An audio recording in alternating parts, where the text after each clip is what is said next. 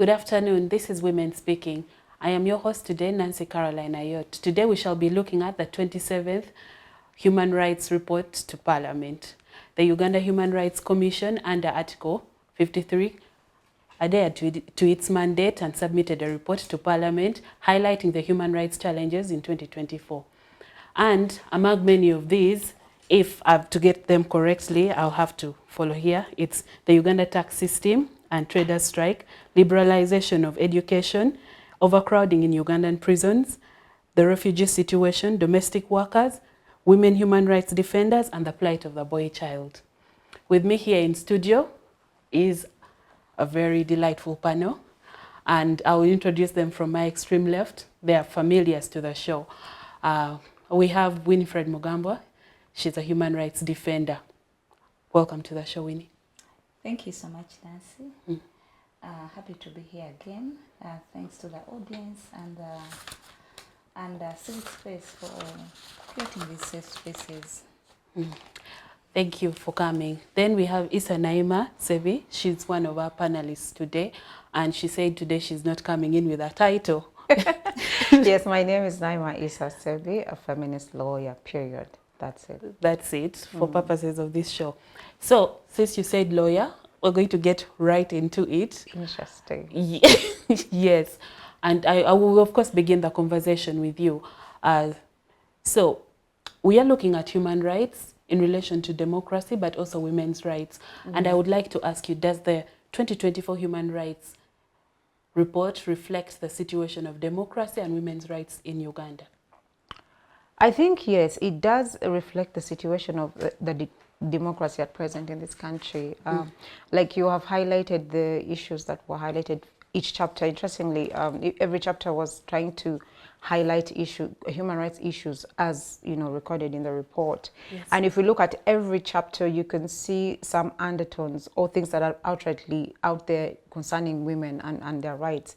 For example, if we look at the issue of taxation, that was highlighted in the report, the EFRI system, if you go deeper into the report and reading that, in as much as the EFRI system was trying to create balance, in the taxation system in this country, you also consider those slight undertones of which people are in the business sector in this country, the majority being women, and these being women, how many of them do understand how to operate the EFRI system? How many of them do acknowledge and appreciate the taxation system or the EFRI system? So you find that for many, women are going to be left behind. And as highlighted in the report, in as much as the government is trying to create the parity in women being able to have a right to transact, trade, and practice in business in this country, that same system, however, is going to leave some behind, and the majority being women. If we look at the decongestion of prisons in this country, how many women are incarcerated in prisons and congested over petty cases that have not been, concluded in our judicial systems. And then in addition to that, how many of these women are incarcerated with their children? And this congestion could be because of the children that the women are incarcerated with. So you find that in the prisons, the women's section could be more congested than the one for the men. If we come to the aspect of women human rights defenders, I'm really excited that was highly highlighted, because women human rights defenders, we've seen them suffer in the year 2024. And I'm very sure they're going to suffer more in the coming year because of the elections. And it's because it's us women who really ask questions regarding elections. What is it that needs to be done? We've just heard of, the recent ruling about Kawempe by-elections. How many women suffered during these elections, and how many of them are going to suffer for the re-election. So this report somewhat highlights the situation of democracy in this country. And what really disappointed me was a chapter in regards to the plight of boy child. And I'm thinking, where is the chapter on the plight of girl child? Yes. So that reflection in that chapter does not really highlight the situation of the boy and girl child in this country. Yes. Thank you so much. And we shall get back to that part of the conversation. And so I would like you to relate the relationship between women's rights and the declining democracy. And I think in East Africa, we've had issues of of forced disappearances, of political prisoners, and all that in the major East African countries, the original three, Kenya, Uganda, and Tanzania. So what is the direct relation, and how does this impact women's rights? Okay, so remember that our constitution is clear on the rights of women. Like we have a right that is as equal as that of men in stature, before the constitution. So if we see women's rights as highlighted in the report being highly violated, I remember under the chapter of, I think, the women human rights defenders, they were highlighting issues regarding arrest of women being done by men, how the way they're being manhandled, and the way they're, thrown on the kabangali and all that. And the Human Rights Commission report is stating that we need to streamline how arrests are done. And what is really sad is that the report is talking about sensitization of the police. How many times have they been sensitized? How many times have civil societies engaged with the police in regards to how to handle women during, arrest and that? And we have seen the same trend happening all over East Africa. We've seen Martha Karua and how she has been handled recently in Tanzania, being detained at the national airport and being deported back. It is sad that when we think of women leaders in higher positions, we think that perhaps they will be treated with a better respect because of the position and the offices they hold. But it doesn't matter the position you hold, for as long as you're a woman, you're seen as someone whose rights can be easily violated, whether it's a woman down in the village or a woman with a higher political stature or a woman with a higher position. We have seen this trend happening. It doesn't matter the position you hold. So it speaks a lot. It leaves a lot wanting. We are asking, is the issue of human rights for women a myth or just a conversation that is had by the side table having tea? Or is this something that we're intentional about to ensure that women's rights are actually protected, not just sung, but we see it and do the exact steps? We are intentional in ensuring that this is implemented. Thank you. Thank you for that submission. Winnie, I would like to get your thoughts. Do you agree with her submission that, women's rights is just a tea conversation and in reality it doesn't reflect? I agree with her submission. Yes. Because I can't disagree with her submission because it's her submission. Oh, all right. All right. So let me ask you a different question, of course. Let me ask you a different question. So do you believe that there is an improvement in women's rights, even with the declining rates of democracy? Do I believe whether there is an improvement? Depending where you're standing. Yeah. It's like a 9 and a 6. I could be standing on this side and I'm seeing that it's a 9. And she could be standing on the other side and she will see it's a 6. Of course, an improvement is there. But to what extent and how do we call an improvement? But maybe the right word I would say, an improvement was there. But right now, where we are now, I think what had been achieved, we are now taking steps back. Yes? And relating it to the report, with all that has been said and what you have read, what they talked about in the report, meaning their issues. Yeah. What really caught my eyes was a conclusion for this report. I want to read it. Yeah. With all the 221 pages and with all the issues in the pages. And before that, I want to really appreciate Madame Mariam and the great work she's trying to do this year. Of all the years she's been there. She's trying now to work for the people. Yes, and do what she's supposed to do. But again, I'll go back to the recommendation before I read that. They gave 5 recommendations in this report. Yes? Am I saying they're wrong? They are not wrong. But basing on the report and basing on the position of the Uganda Human Rights Commission, I would think they would be more specific. It is good. We need to start giving reports that are direct, not to sugarcoat. Then you go to the conclusion of this whole report. The government of Uganda is commended for its efforts and commitment to protecting and promoting the human rights of its citizen, as demonstrated in its legal policy and institutional framework, and through compliance with international and regional obligations by submitting periodic reports. Yet in one of the recommendations, they are showing that they are recommending them to start submitting. But right now in the conclusion, they are trying to recommend them for their compliance with the international and regional obligations by submitting periodic reports. However, then the however bit, further improvement regarding timely submission of these reports. I feel only the conclusion is contradicting itself. However much it's even somehow contradicting with the report. The report is very rich. It is speaking about, when you see all the topics that they have, all the areas they have tackled, women were affected, and human rights defenders are affected more.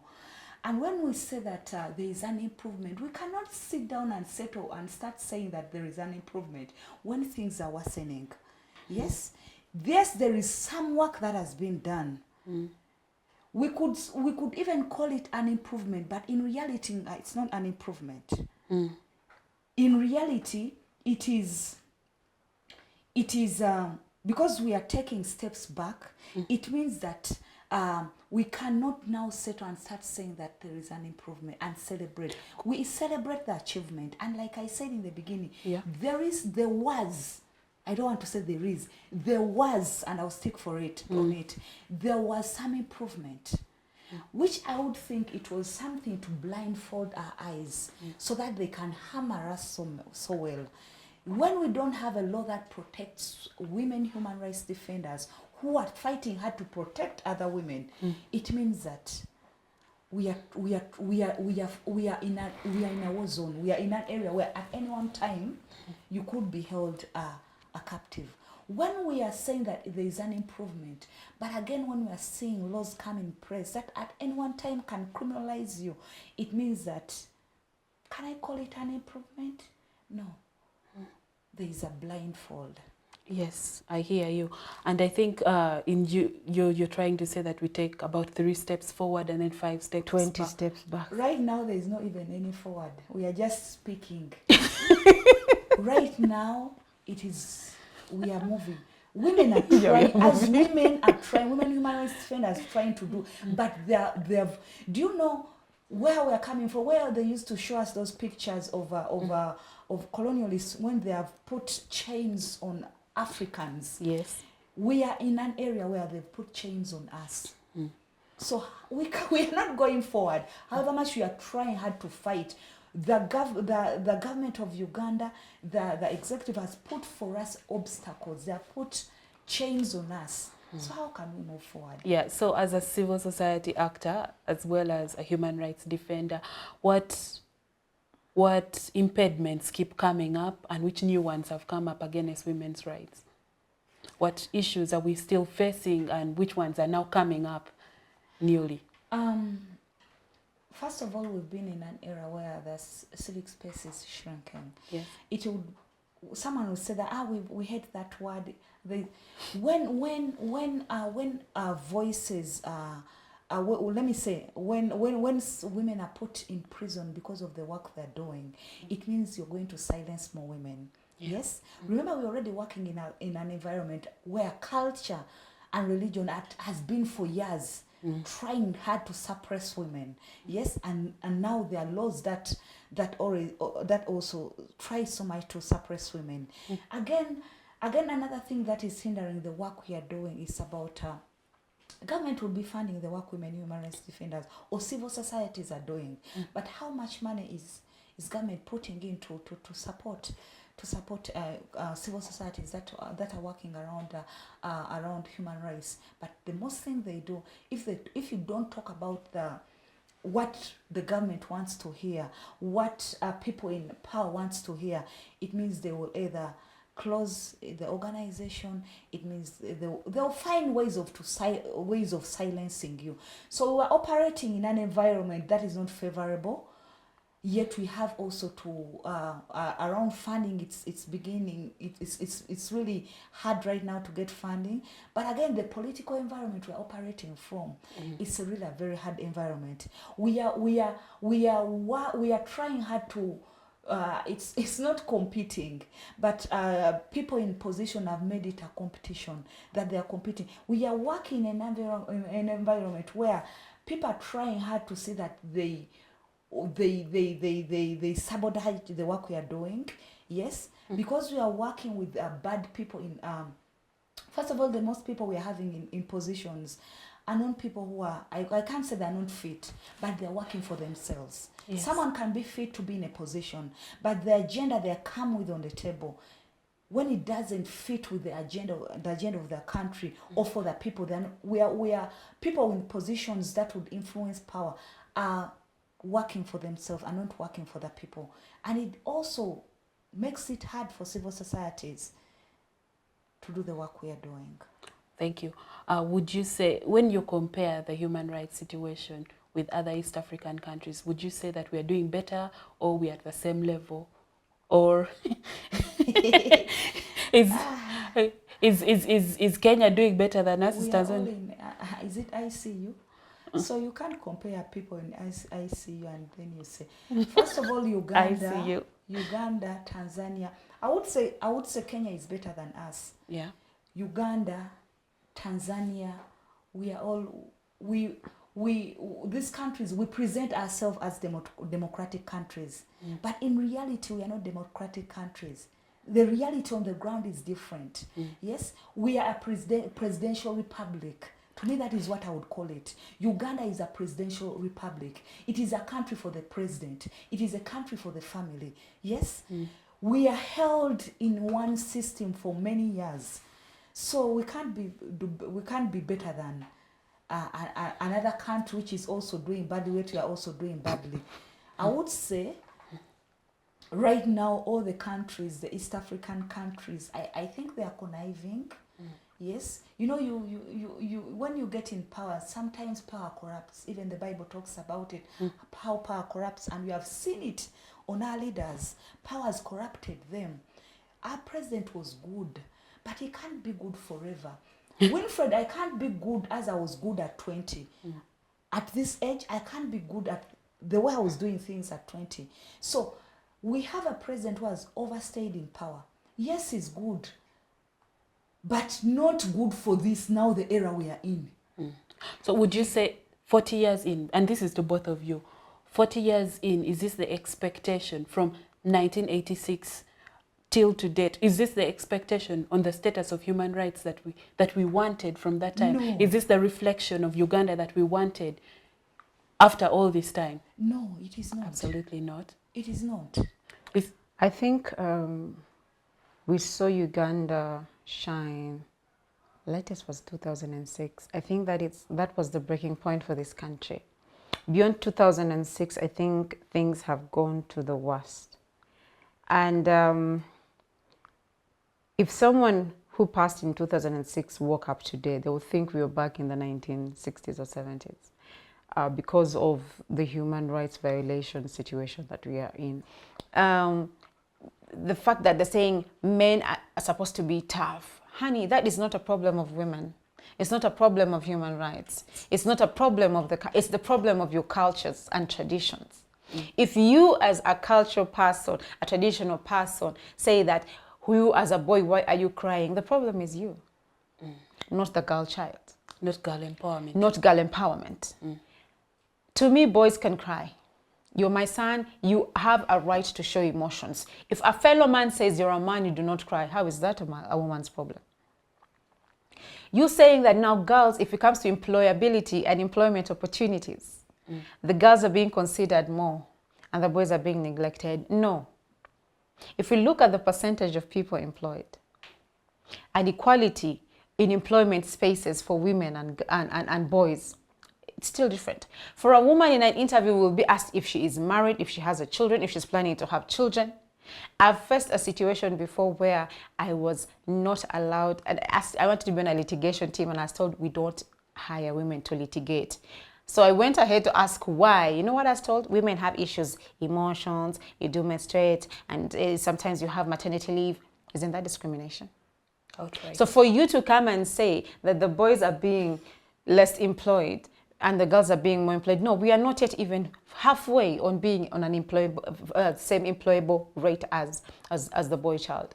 The other issue was saying that people think that boys are always, I'm quoting the report, like there's a preconceived mind that boys are always sexually active. Whose fault is that? Is it for the girl child? It's not. You coming up and saying, I forgot there's something I want to talk about in the report. So if we look at the report and you're saying the plight of a boy child, it should not be a chapter on its own. And I looked for where it captured the plight of a girl child and there was nowhere. So that shows to me bias against the efforts the women are doing to ensure that girls are on the same equal footing as the boy child. Let's not blame organizations and the funders and donors who are trying to support the girl child in this country and saying it is because of them that the boy children are having problems. Let the government do something about the situation of boys, creating employment opportunities. We will not be employed. Both girls and boys are suffering from unemployment because there are people who are staying in positions for too long, supposed to be retiring and they're not retiring. And so we are trying to create our own business opportunities. And with this also, people say, since you're a woman, you don't work. I am the man, I provide. So as women and girl children, I don't think that chapter really captured what exactly needs to be captured. I think it was kind of biased, and to me, it is a move to try and disrupt the agenda of women and girl children in this country. And I think the Commission ought to have done better in regards to that chapter. Thank you. Winnie, your thoughts? That chapter. I don't want to say that I was disappointed, but I was. But how am I to say that I was disappointed? So, the team at Uganda Human Rights Commission. She's addressing them. Sometimes we don't need to embarrass ourselves. You get it? You can't even go ahead and quote the report for UNICEF 2019. That is what they did in the report, in that very chapter for the boy child. You want to tell us that UNICEF doesn't have a report for 2020? There is a report for 2023. So my question here is, what was your intention for you in a report of 2024 to quote UNICEF report of 2019? What was the agenda? In 2024, as I sat and asked myself, what was the agenda for quoting? I went to the report. And these people were very clear. One of the things they showed, they reached out to more girls than boys. And in this report, they were very clear. Sexual violence was high on the side of girls. Compared to boys. Yes. Yes, on physical violence. Boys were at 68% and 62 or 68, and the girl were at 59, a very small rate. But yes, it was there. But not all the violations. And again, there were also other violations where the girl child was more than the boys. That is why I asked them, what was their motive? Why would they embarrass themselves to that extent? Who did they want to impress on this? If they really wanted that chapter in the national report, they needed to capture facts well, as per the report they quoted, and also even put the actual findings. Not a line out of the findings. Not just a line that, according to 2019 UNICEF report, In 2025. in 2025, yes? Yes. Do they want to please the men in power? And when someone, may I still have a question? When someone says they are neglected, what do you mean? By who? They The needed states- also to tell us in the report. Next time when they want to report that the boy child is being neglected, by who? Because me at my home and boys around me, we are not neglecting them. So what did they mean? Quoting things like, I don't want to go into what Naima has highlighted. Quoting those things of dropping out of school, nonsense. Exploitation. Who is exploiting who? Labor exploitation. Which labor? Which labor are they talking about? And before, where are they? The things, if there was some comparison, we would maybe understand the report. Maybe we are also coming off with bias and not understanding the report. But I'm not coming off with bias because I went to their reference. I went to where they referred. And again, I still ask myself, why are they quoting 2019 and not 2023 report? Half a decade ago. Yes. Yeah. So it is lacking. And again, yes, there might be where to them they see that the boy child is neglected, but until they start showing how they are neglected, how they showed they are neglected, it is wrong. Because statistics, we've seen reports where girl child are dropping out of school. So they need to be clear on how they are neglected, by who. Yes. So that those ones, we are talking about accountability, they need to be so transparent on this so that we can hold those people accountable who are neglecting our boy children. At the end of the day, they would even write a recommendation to those people who are neglecting the boy child. But me, I'm not going to spend more time on that conversation of boy child, neglecting boy child, because I don't understand it. Because when we sit even up to now, boys are privileged. Boys are privileged. When we come up now to the discussion of being neglected, be specific so that I can know what we have to discuss. How are they neglected and who is neglecting them? Those other things of being what they put in, seriously, when we go in the formal workplaces, who is there more? Let's just go. Let Uganda Human Rights Commission give us their statistics of employment. Oh, to compare female. To compare. Oh. The employability. Yes. Yes. So that point where they say they are not being considered in employment, well, let's start from them. Of course, I don't want to say the statistic here, but more of male, even on their management, even if it's headed by a woman, it is male. So why are you preaching what you can't practice? Why are you telling people that they are neglecting, yet you're also neglecting the girl child in your environment? So let them be specific. For us to have a concrete discussion around that, let them not misguide. There are some things, some reports that misguide. There are some reports that really are meant to disrupt the people around, or even like how she said they're trying to disrupt women's effort, or even, So for me, that area where they talked about the boy child, thank them that they talked about that. They talked about it. It is to them. To me, what they put in there, however much it would be relevant, but how they quoted it is irrelevant. Thank you. What is your say?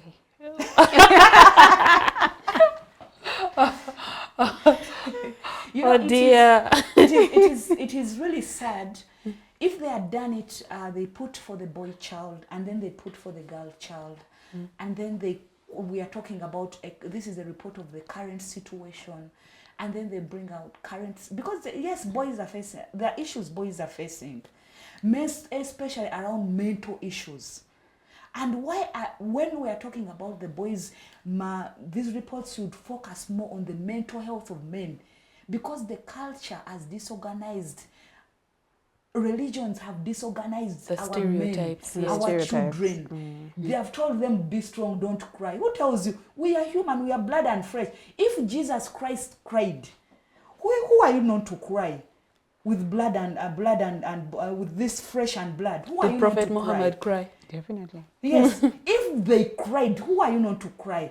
If, you know, a man has to do this, a man has to be like this, you know, making these children structured, growing, making them grow They're up. supposed to be stones and metals. No, people are human. We have emotions. It has put very many men in how to have mental health issues. So if that report was talking about how our men are mentally unwell, we need to help them, and then they bring out how culture has done it, how religion has done it, you know, it would help the boy child. But blaming a they girl wrote, child empowerment? what That they is so wrote, wrong. they are not helping the boy child. Okay. They have done a disservice to them, and they are not friends to the boy child. Thank you. And I don't want us to dwell so much on this issue anymore. And this being Mental Health Month, I relate with your point. It's a good sounding board. But when we talk to, when we get my opinion, I believe that equality is not a piece of cake. Yeah. Whereby if you give one person more shares, the other person will not have any. So that argument for me is baseless on that front. And I know that there are problems specific to the boy child right now, but I feel like they were not adequately captured also. True. Yes. True. And now we're going to go into, you know, we've just talked about circulating narratives and how harmful they are. And we know the marginalized groups in society, mostly the women and the young people, especially in this hostile political environment. I want us to talk about next steps. What can we do to protect people from this very terrible, hostile political environment? The civic space is small. There is violence from state apparatus and all those things that we've highlighted earlier in the conversation. What steps can we take to make sure that young people and women are protected and they can fully participate and exercise their democratic rights? Well, like I always say, for me, what is important is for people to understand what their civic duty is and what their civil rights are. If you are leading when you're leading a group of people that are naive and ignorant, it's easy for them to be swayed to whichever direction you want because they believe you're the truth and the gospel. But if you're leading a group of people who are informed and are knowledgeable, they will question when you're leading them to a path they do not understand. So for the civil liberties and for people to be protected moving forward, I saw one of the recommendations in the reports was regarding, I think there's a bill on civil education for the citizens. And in as much as they were emphasizing on the issue of the upcoming elections, I'm thinking that the government doesn't have to really wait until next elections to be able to have civic education to the citizens of this country. Many years ago, I remember my grandparents and my parents told me that they had civic education in school. That is a curriculum I have not seen since the time I started my education in this country. And I don't think it is something that is going to be taught moving forward. I had the privilege of studying outside of this country, and in that country, civic education was part of the curriculum in the schools, starting from a child's young age. And for example, Kenya. In Kenya, civic education is taught. I have my little ones who go to study in Kenya. But this is a child who's 7 years, and she'll tell you, I know my rights, I know my duties as a citizen of this country, my mother's right, my father's right. Yes. How many children in this country know that? They don't know. So the Commission is recommending civic education to these people. If we need the people of this country's rights to be protected, they need to know these rights. You will not tell me about rights that I don't know what my rights are. You'll be shocked that 80%, I won't say 80% because that's the majority of the people in this country who know nothing about what their rights are, who do not understand, I don't think we have a constitution in the various languages that we have in this country. So for those who are illiterate, there's being illiterate, and then there's being unlearned, and there's being learned, but illiterate, unlearned, and ignorant.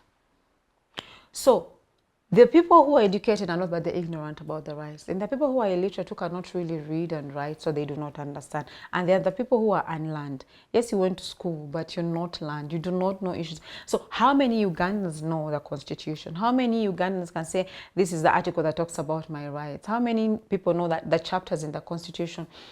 So, you know, you cannot urge the government to avail you with services, democracies and rights that you don't understand, that you do not know. So for me, it's for the people to seek knowledge, for the people to, you know, when you know your rights. I've tried this with traffic officers. If someone tells you, I'm giving you a ticket, you ask them for what? Which law did I violate? How many Ugandans can ask that? Or we are quick to pick, you know, in our pockets and pay kitu kidogo and move. So you ask, what rights did I violate? Which traffic act did I violate? Which section of the traffic act did I violate? You have a right to know. You have a right to ask. Did you know that you have a right, if you do not have your driving license with you, you have 24 hours for you to present it. Or for us, if you don't have it there and then, they're like, I'm giving you a ticket. They cannot issue a ticket. So how many of us know that? How many of us can question people who think know that have the authority? So if you do not know what your rights are as a country, there is no way you're going to demand for them. So for me, civic education is very key. And for the recommendations in the report that talks about passing the civic education bill, I think that's one thing that should be fronted to be passed. And if it is passed, how then do we integrate the civic education into our education system so that even a P7 dropout understands what their civic rights are and what their obligations are as a citizen of this country? Thank you. Winnie? Just remind me of the question. Other questions was next steps to protect our young people and our women in this hostile political environment. Until people in power start respecting the Constitution of Uganda, it will be one of the first steps. Because even if we bring in other things like educate them, do what, when the Constitution is not respected and living up to it, it means that the same will always be the same. And Naima said it well, we all need to know our rights. It's not about who needs to know. Every citizen needs to know their right. The next question would be, who is supposed to do that? Of course, the government has to do that at all levels. Human Rights Commission. At all levels. They need to decentralize the information. Yes, not having information in English. And even, by the way, they will tell you that everything is on our, you go to the website.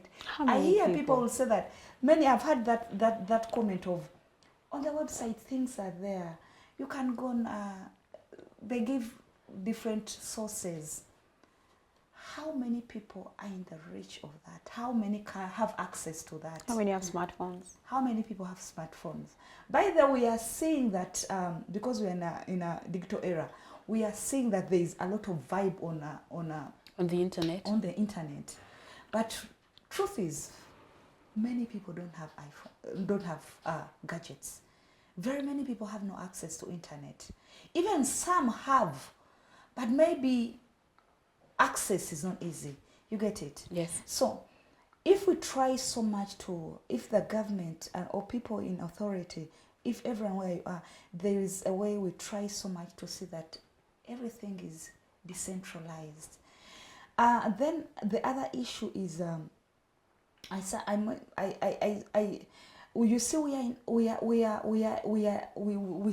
we say we are democratic, but again, you would see that even the democracy we are talking about is shaped. How is it shaped? There's a lot of neocolonialism. There's a lot of legacy that is leading in everything. And that also leaves out very many people. Yes? So we need to not only decolonize the mind, but the process, The system. the system, everything needs to be decolonized. Are So there- that even the less person, you see, when you look at, you wanted to say something? No, finish your point. I wanted to interject and ask something else, but you finish your point. Sorry. When you look at when you look at, when you read and also look at really what would, if African colonialism or if African democracy was shaped by the our history, ancestors and our history. You see the real democracy. The things that work for us. The things that work for us. You see the Ubuntu. You see that there is people participation. You see that even when we talk about what democracy is, it should be shaped by some of the things so until we decolonize our mind, the system, like everything needs to, so that Need to overhaul the whole system. The young child, it will even help the marginalized, and we see that every decision making, all the people are represented. When we talk about all the people, it means that decisions are coming from bottom to up. This issue of making people that they are thinking for us, everything is coming from up to bottom, has failed. It has failed us. It has made the marginalized more marginalized. It has made the rich more rich and the poor more poor. It is not working. So let's start, because I believe if we say bottom to up, it means that the youth, the marginalized you're talking about, the young people, people in rural areas, people in hard to reach areas, will contribute, and in contribution you learn what you don't know. In contributing, your knowledge gets to, you enrich your knowledge. Yes. So I advise that we go back to the bottom. When you look at those days, you see most of the things were coming from fireplace. Our grandparents tell us about the fireplace. All conversations started from the fireplaces, and they raised to other places. Are there any support systems to help out, persons that victims of violence or political violence that you know of? Are there what? Any support systems to help out victims of violence in their current civic space? Yeah, support systems are there. In the civic space, they are there. There are very many organizations that are doing work. Work around a political environment. Yes, they are there. Yes. But again, like I said in the first place, there are very many constraints around there. Yes. Yes. If until government starts supporting the spaces created by civic spaces, mean they will be very effective. But because there are very many limitations, it hinders the work of civic organizations. Thank you so much. Yeah, thank you so much. And thank you for that point. And, there's something very important that I had actually forgotten to sound off. And I want to talk about the support of the international community, especially in democracy and human rights, in protecting democracy and human rights. Because we had the EU in Uganda going to Salim Saleh in Gulu to complain about the status of human rights in Uganda and how best we can protect them. Do you think it is within their mandate, and did they exercise their mandate properly, and are they doing the work to help protect human rights in the world? I think, it's in their mandate, because if you look at consular services in the country, one of the basic reasons why we have the consular services in the country is for the diplomatic relations that we have with the international community. Yes. And Uganda is a signatory to many, international declarations and organizations. Like we are a signatory to the UN, we are signatory to the AU, we are signatory to the East African Community.